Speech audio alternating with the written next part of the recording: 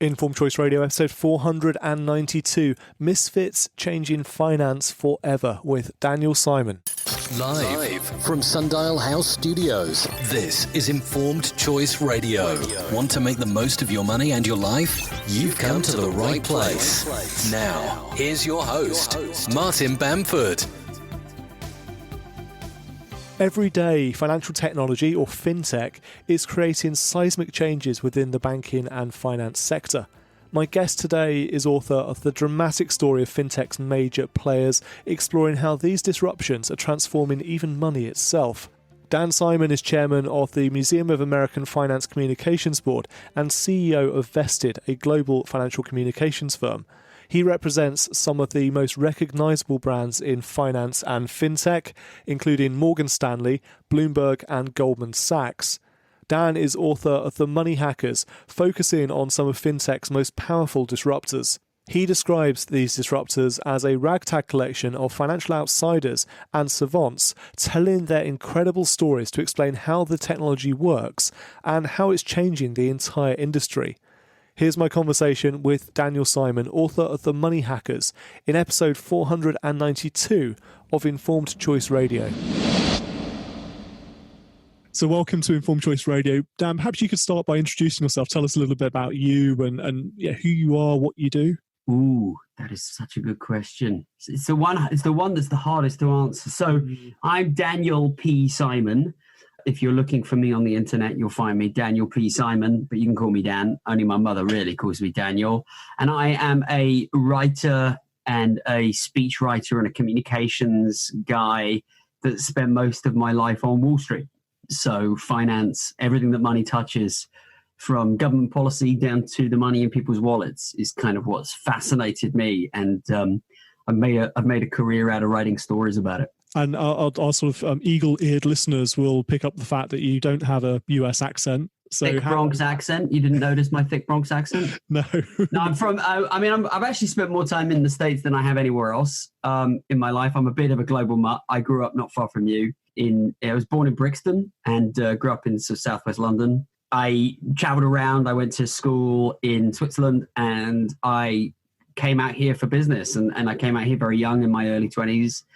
Boston was my first home, which is why I'm still a diehard Red Sox and Pats fan. And now New York is my home, and it has been for nearly 20 years. And we're going to be 20, talking. You see how I did that? I said 20 years. 20. I was like, it slipped in. There's no T on the 20. But we're going to be talking today about your book, The Money Hackers. We're talking about fintech. So let's start there with fintech. What is fintech for the uninitiated? So it means lots of different things. I've been working in fintech. I like to say I was working in fintech before fintech was sexy. So when I first started, every industry has technology involved in it. There's nothing that we do today that isn't. And then there's a common refrain that every company is a technology company, and that's more true today than ever. So finance has always had technology. Money is its own form of technology, actually. And actually, the banking industry was a big purchaser of financial technology. It wasn't called fintech then when I started. It was called financial technology. And if you wanted to shut down a conversation at a dinner party, you would just tell them that you worked in financial technology. And that was like two boring words combined.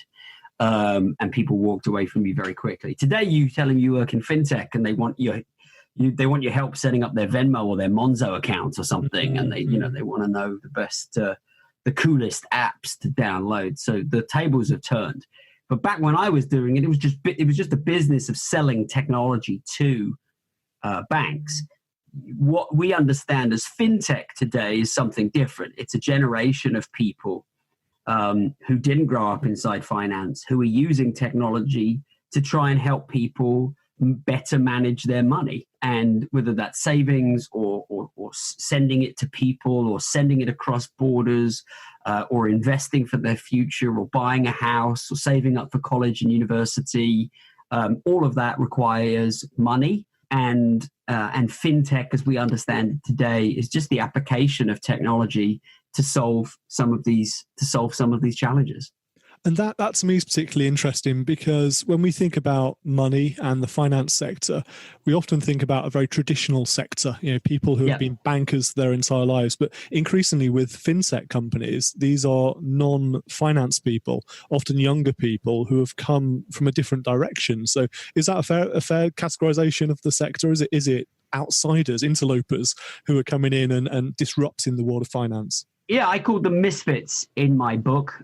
So the book title is The Money Hackers, how a group of misfits took on Wall Street and changed finance forever. And whether you call them outsiders or interlopers, I think I didn't call them outsiders because some of them had grown up inside the financial industry. But even those, the word misfit is a better word, I think, because you take someone like Blythe Masters, she's the quintessential financial person. She's a Brit, originally rose to become the CFO of JP Morgan on their investment banking side, and ended up sort of becoming the poster child for the financial crisis. But she never really fit in. She's sort of 1 foot in, 1 foot out, partly because she's a woman and it wasn't a very accommodating industry for women, and partly because she's just smarter than the white, boring finance men around her, and more humble and just more brilliant in a way. And so she's a misfit. Even the ones that may have had finance on their resume that helped bring fintech to bear, and I agree, a lot of them were not from inside finance. Some of them were from way off. And I'm happy to talk about some of those people because they're all fascinating. Mm-hmm. But even the ones that came from inside never really fit in a way because of the color of their skin or their gender or their opinions or their ideas. So yes, in that regard, they're all outsiders. Even the insiders were outsiders. And what attracted them to the world of finance and finance technology? I mean, is it the simple answer, money, or was there more to it? I mean, the new generation of fintech entrepreneurs, money, if you mean by you mean financial personal enrichment, was really one of the motivators. I think some of the motivators are what attracts all entrepreneurs to something, which is an inquisitiveness about changing things. So like, for example, the founder of a company we have here called Lending Club, which is a publicly traded peer-to-peer lender, he was a guy called Renaud Laplanche. He was a technologist. He wasn't a finance guy. And one day he got and he's French, as you might assume with a name like Renaud Laplanche.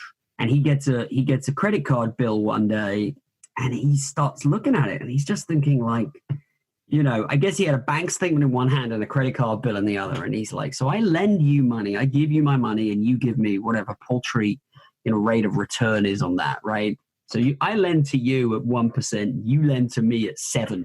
And he says, I was an outsider in two ways. I was a technologist, but I was also French. So that disagreed with my egalitarian view of the way that it just seemed unfair to his Frenchness. He was living in New York at the time. And so he kind of started to wonder, well, what is the spread? Why is there this difference between what I lend to you and what you lend back to me? And the answer is infrastructure. And so he thought, well, what if we could build, a technology that cuts out some of that infrastructure, the branches, the bricks and mortar, the employees, and be able to pass more, better rates onto to the savers and better returns onto the lenders. And so, that's how he came about it. Just pure inquisitiveness. Why is it broken? How do I change it? Right. So Bobby Kennedy said famously, some people look at the world and they ask why. I look at the way it could be and I ask why not. And so just straight up inquisitiveness. And you see this in every industry, healthcare, it doesn't matter, entertainment, you name it. There's always someone who's like, well, why do we do it that way? Why can't we do it differently? The other thing that motivated a lot of these guys was, as I said, that sense of fairness. For the most part, the what you called at the outset, the sort of stodgy, traditional view of finance has a lot of problems associated with it, engineered complexity. And if you find that it seems overly complex, that's because it wasn't built for you. It's not made for you. You weren't supposed to be there, whoever the listener is, right? You're not, that wasn't for you. Tax optimization isn't for you, and it's always been this sort of secret club. And yet the essential power of financial services is incredibly democratic and incredibly positive, right? I'm on the board of the communications board at the Museum of American Finance, and our CEO there, Dr. David Cowan, says if we could just get people to understand compound interest, we'd be halfway there, right? When asked what the most powerful force in the universe was, Albert Einstein said compounding interest. There's something magical about finance. It's a technology for moving money backwards and forwards in time. When you get a mortgage, you're borrowing money from your future self, and when you save for retirement, you're taking money and you're sending it into the future to the person that's going to need it. When you're old and frail. So there's something quite magical about the power of finance, but somehow that got perverted in the hallowed halls of banks, right, and asset managers. So there's this kind of David and Goliath. That's the other thing. It's the sort of technological curiosity, but also combined with this sense of democratization. And someone like John Stein, who created Betterment, which if you've got mostly UK listeners, would be like a nutmeg, a robo advisor.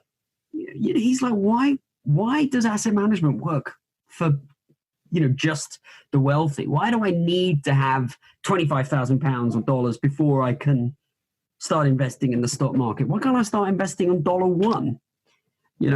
And so there's that kind of like, that combines both of those things. One, sense of curiosity and a general kind of overarching sense of injustice and wanting to fix both of those things at the same time. Can I make it better, and can I make it fairer at the same time? Money came second. Don't get me wrong. Some of these guys ended up very rich. I think Ken Lin, who created Credit Karma, I think he's just sold it for like $5 billion. So he's not going to hurt for cash. But that's not usually, a lot of these guys didn't get into it to get rich. No. And you mentioned an example there of a chap from France that was involved in the fintech sector. But from my perspective, it seems that fintech has really grown up around LA, San Francisco, and also around some parts of London. So are there reasons why we got these fintech hubs emerge around the world? Well, I think fintech goes hand in hand with the tech part, right? So Silicon Roundabout in London, or Silicon Beach in LA, or Silicon Valley in San Francisco. And by the way, we have Silicon Alley in New York. So, you can't, I'm a mentor at something called Barclays Techstars, which is one of the world's sort of leading fintech incubators, and it's in New York and London. So we've got a thriving. To my colleagues in the fintech industry in New York, I don't want to suggest it doesn't exist. There absolutely does. But wherever you've seen tech, it didn't necessarily originate in New York.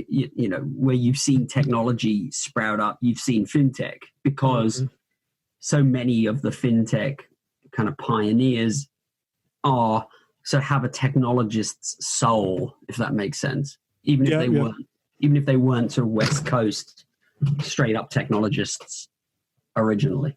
No, that makes a lot of sense.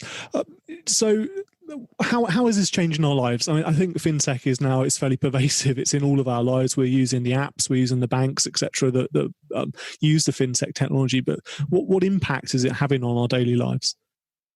Well, I hope one for good. The answer to that sort of partly depends where in the world you are. Where you're sitting in Europe, you guys have actually been significantly ahead of the curve on a lot of what America is only coming to grips with. I mean, you've had things like peer-to-peer payment, where two roommates can split the rent, for 15 years, 10, 15 years. You'd be amazed to kind of realize that's pretty nascent here.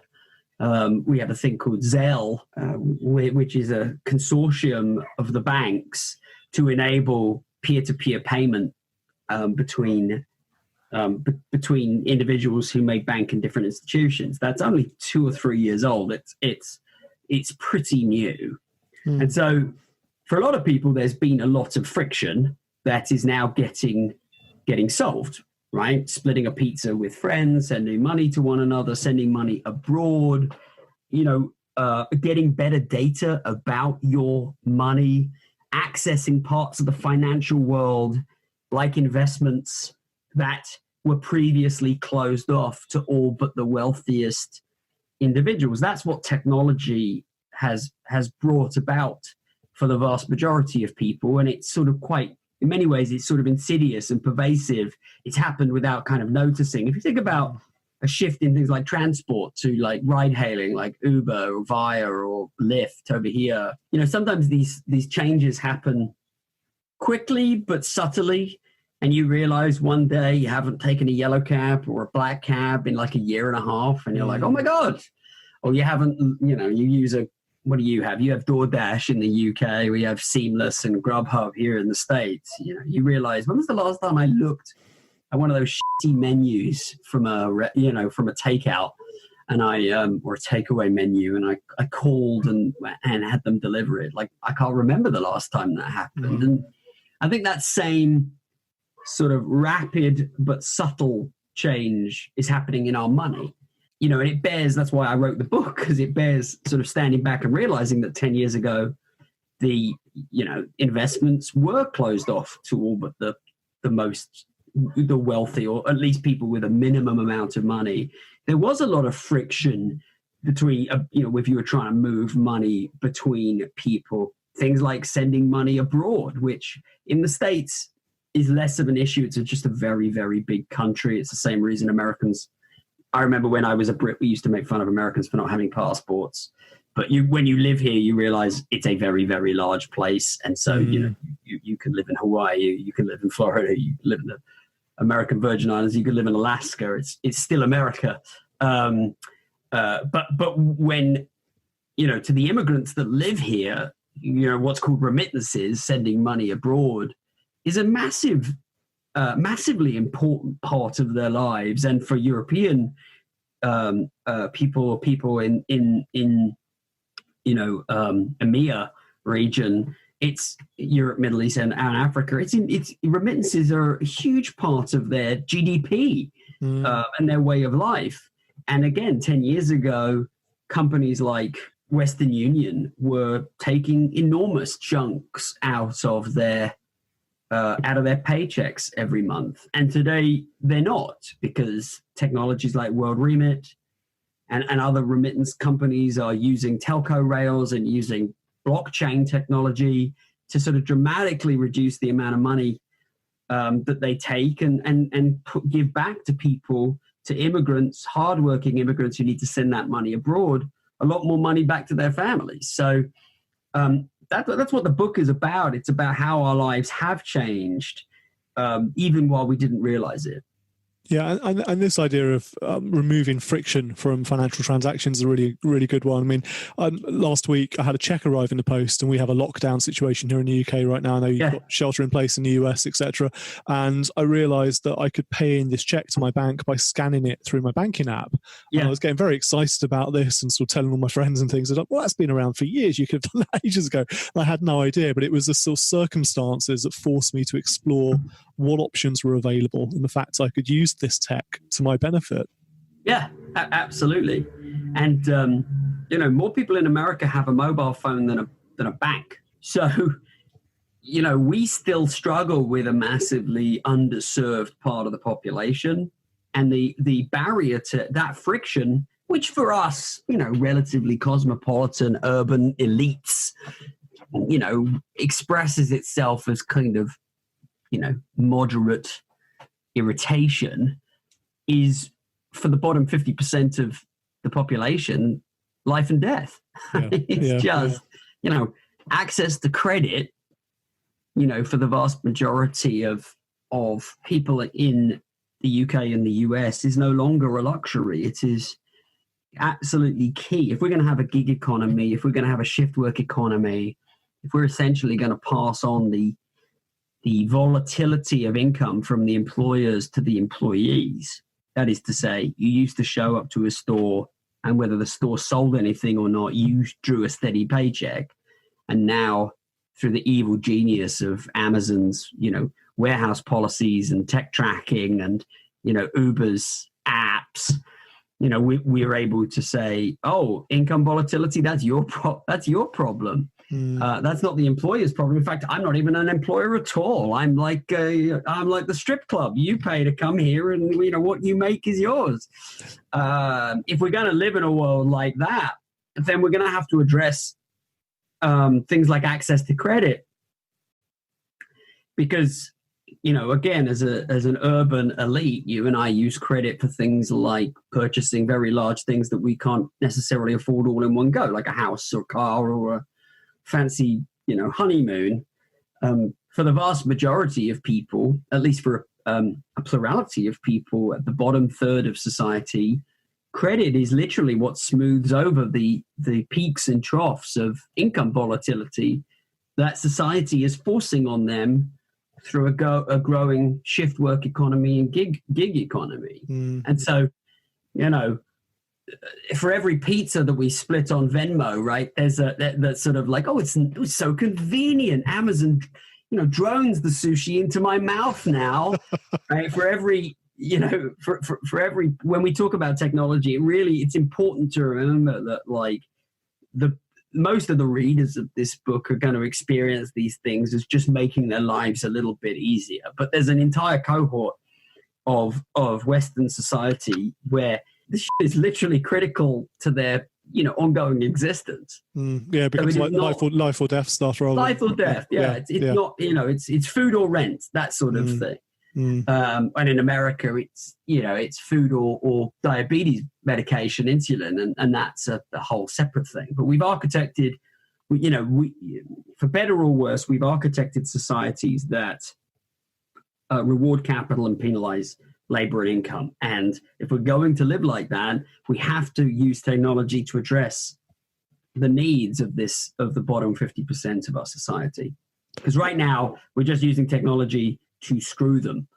So Uber, screws its drivers. Amazon screws its warehouse employees. Technology is only being used to actually disadvantage that segment of the population. Fintech believes that technology can be used to improve the lives of that population. What are some of the fintech innovations at the fringe that we may not have heard of that are, probably the next wave of fintech innovation, if I can put it that way? Yeah, I mean, I think, my view of that is that there's the fancy stuff, and then there's the sizzle, and then there's the steak. You know what I mean? There's innovation theater, and then there's the real stuff, and the real stuff is quite boring. So the sizzle stuff is things like blockchain and distributed ledger technology, right? You've heard about the blockchain, and you kind of know peripherally about this, Bitcoin and cryptocurrencies, and that's about as much as most people go. There's this fancy thing called blockchain. Somehow it's connected to this thing called Bitcoin. Some people got rich investing in Bitcoin, right? So underpinning all of that, the distributed ledger technology, the blockchain technology or Ethereum technology has enormous potential to solve some of the world's problems, right? It can pass a lot of savings on to people. It can validate people in a really interesting way. So, for example, land registry is a big issue in certain developing countries. They can't unlock the capital because they don't have accurate land registry.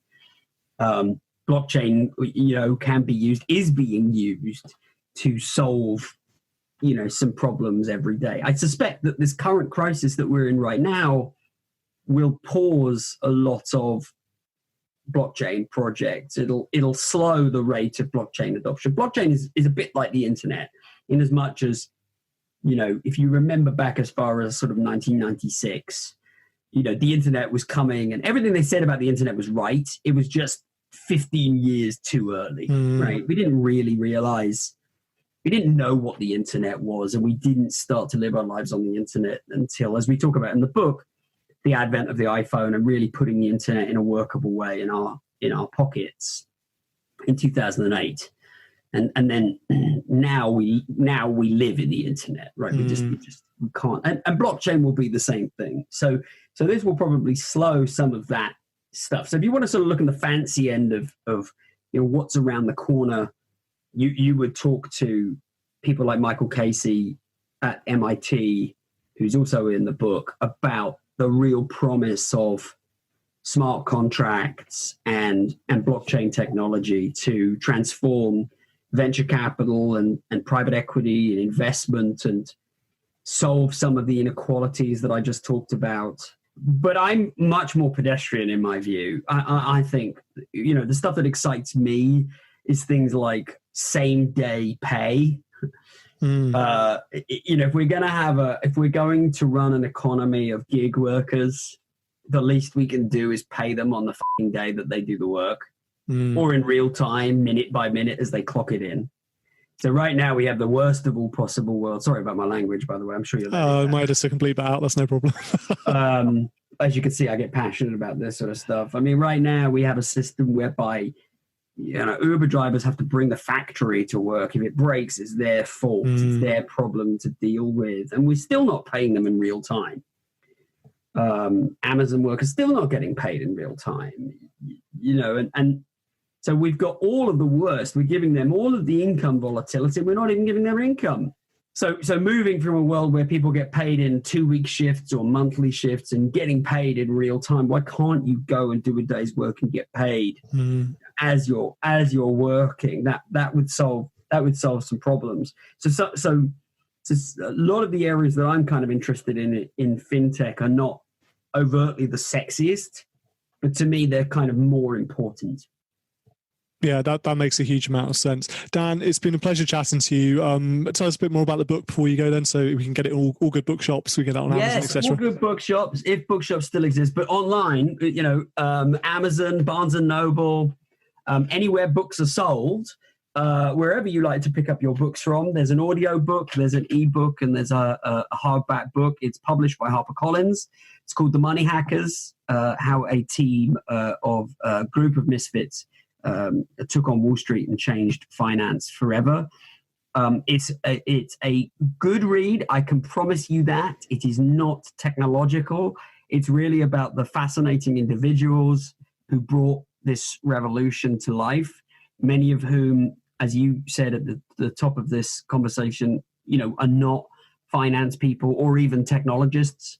They're sort of wacky individuals, college dropouts, Somali refugees, music industry aficionados. One guy invented the category of soft rock before he invented the world's largest bank for the underbanked. So, I tried to build a book that was come for the innovators, stay for the innovation.